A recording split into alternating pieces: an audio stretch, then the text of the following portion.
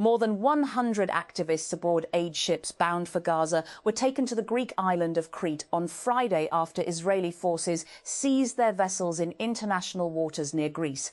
Flotilla organisers said the activists were part of a second global Sumud flotilla launched in recent months in an attempt to break Israel's blockade of Gaza by delivering humanitarian assistance. Prime Minister Shahbaz Sharif on Friday directed that an effective regulatory system for virtual assets in line with international standards should be operationalised as soon as possible. The remarks came as PM Shahbaz met with State Minister and Pakistan Virtual Assets Regulatory Authority, PIRVARA, Chairman Bilal bin Saqib in Lahore, according to a handout by the Prime Minister's office, PMO. When Indonesia's Finance Minister Purbaya Yudi Sadewa floated the idea last week of charging a toll for vessels passing through the Strait of Malacca, inspired by Iran's moves in the Strait of Hormuz, it set off alarm bells among insurers and Asian importers. While Indonesia quickly walked back the suggestion, it underscored a growing reality. Analysts say what was once a rules-based order governing maritime navigation is becoming a more dangerous, expensive and, above all, politicised business. Donald Trump has, over the past 48 hours, said that he is considering withdrawing American troops stationed in Germany, Italy and Spain amid mounting tensions with European nations over their criticism of his handling of the war with Iran. Earlier in the week, German Chancellor Friedrich Merz said that the US was being humiliated by Iran in the ongoing war, adding the Trump administration had no truly convincing strategy to bring the conflict to an end. A woman was killed and several children were injured during Israel's latest attacks in Lebanon. Civilians are the majority of victims of attacks over the past 24 hours. And manager Eddie Howe says that Newcastle United's Saudi Arabian owners remained as committed as ever to the club's success, even as their public investment fund prepares to cut ties with the LIV Golf Series. PIFE, which spent more than $5 billion on LIV Golf since it launched in 2022, said on Thursday that it would cut funding at the close of the 2026 season, leaving the breakaway circuit scrambling for new backers. And Benfica coach Jose Mourinho says there has been no contact between him and Real Madrid, despite speculation that the Spanish giants could turn to him soon. The veteran Portuguese coach, who led Los Blancos from 2010 to 2013 in a heated rivalry with Pep Guardiola's Barca, is reported to be on Madrid's shortlist for a new coach. Power Minister Awais Leghari announced on Friday that the recent spell of electricity load shedding has officially ended following the arrival of a liquefied natural gas (LNG) shipment in Pakistan. In a televised statement, the minister said the power outages over the past month were triggered by a temporary gas shortage that arose due to the US-Iran situation. India raised on Friday the prices of commercial liquefied petroleum gas, LPG, and jet fuel for international airlines, according to a state-run energy firm, as supply pressures from the Middle East war mount. The South Asian nation is heavily dependent on imported energy, including for roughly 60% of its LPG, the fuel used for cooking by a vast section of its population, the largest in the world.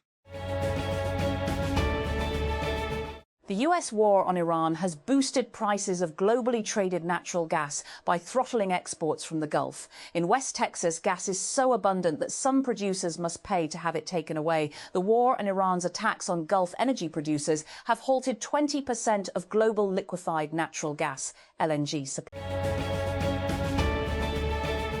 US Defense Secretary Pete Hegseth has argued that the clock has paused on a deadline for the Trump administration to seek approval from Congress for the US-Israeli war with Iran.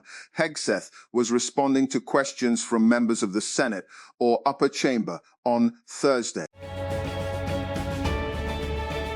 And from almost any other country, the answer would have been a firm no.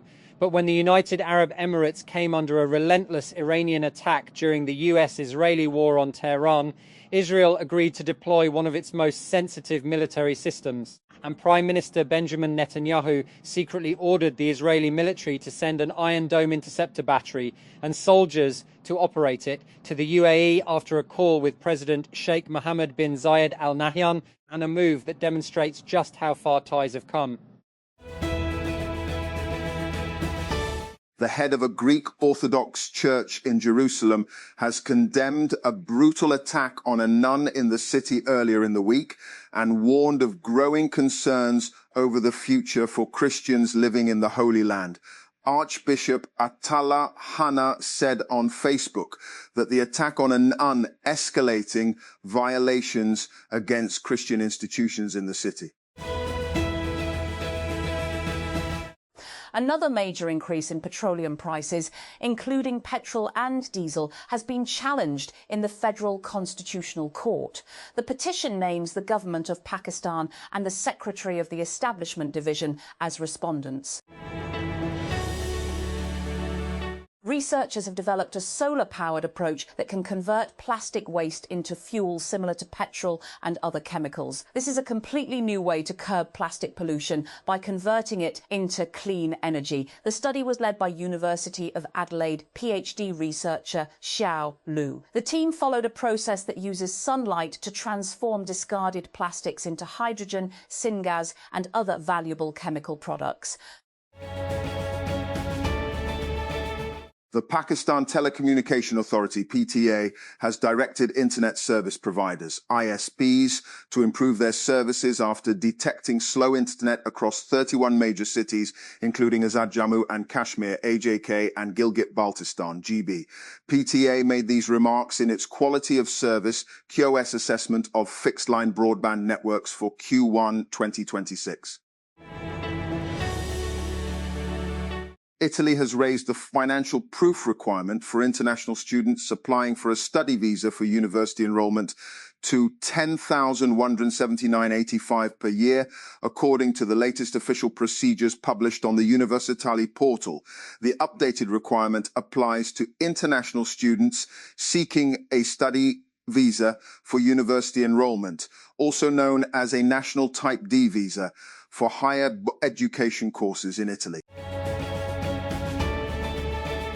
Pakistan recorded a second consecutive month of improving security indicators in April 2026, with militant attacks and related casualties declining markedly, according to a report released by the Pakistan Institute for Conflict and Security, PCSS. The Islamabad-based think tank documented 85 verified militant attacks in April, down from 146 in March, a 42% decrease. As per the data, fatalities resulting from militant attacks fell from 106 in March to 60 in April, continuing a downward trend that began the previous month, when overall combat-related deaths dropped by 35%. Islamabad, a private citizen has approached the Federal Constitution Court, FCC, seeking relief against the recent increase in petrol and diesel prices. It emerged on Friday. The government on Thursday raised petrol and diesel prices while simultaneously extending fuel subsidies for motorcyclists and the transport sector, seeking to cushion the impact of rising global oil costs on vulnerable consumers. More than 160 activists on board aid ships forming a flotilla bound for Gaza have been taken to the Greek island of Crete after Israeli forces seized their vessels in international waters near Greece earlier this week. Freedom Flotilla organizers have said the organizers told the Reuters news agency on Friday that 168 members of the flotilla crew had been taken to Crete, while 2 activists remained with Israeli authorities. And after being harried by complaints that its search function needed improving, Reddit has in the last few years invested in its search engine and has even added AI features to help its users find what they're looking for. And it appears that investment is finally paying off. The company has seen a 30% year-on-year jump in the number of people using search every week, CEO Steve Huffman said on Thursday. and. Huffman noted that search has been one of the major drivers of user acquisition and retention for the platform. The Punjab government has launched the Rahmat Card programme to provide financial assistance to widows and orphan families across the province. Under the programme, 50,000 deserving families will receive support. Widows will get Rs 1 lakh, while orphan families will also receive 1 lakh per family. Free public transport in Punjab will remain operational for another month. However, the final decision will be taken by Chief Minister Maryam Nawaz. According to official sources, Chief Minister Maryam Nawaz has called a meeting in this regard on Monday for the final decision. The Pakistan Meteorological Department has predicted dust storms, thunderstorms and rain in the upper and central parts of the country from the night of May 2 to May 4. According to the Met Office, a fresh westerly wave is likely to enter the northwestern parts of Pakistan on the evening of May 2. The system is expected to affect the upper parts of the country until the morning of May 5. Rain could affect the PSL 11 final at Gaddafi Stadium, Lahore on Sunday, May 3, as the Pakistan Meteorological Department has predicted rain, dust storms and thunderstorms in parts of Punjab and rest of the country from May 2 to May 4. Peshawar Zalmi have already qualified for the final. They will face the winner of tonight's match between Islamabad United and Hyderabad Kingsmen. And Islamabad. Power Minister Awais Lagari on Friday declared the end of a month-long load-shedding period after a shipment of liquefied natural gas, LNG, arrived in Pakistan a day earlier. The Power Minister made the announcement in a recorded televised message, saying that the recent power outages were caused by a gas shortage linked to the war between the US and Iran and were not the result of incompetence or system failure.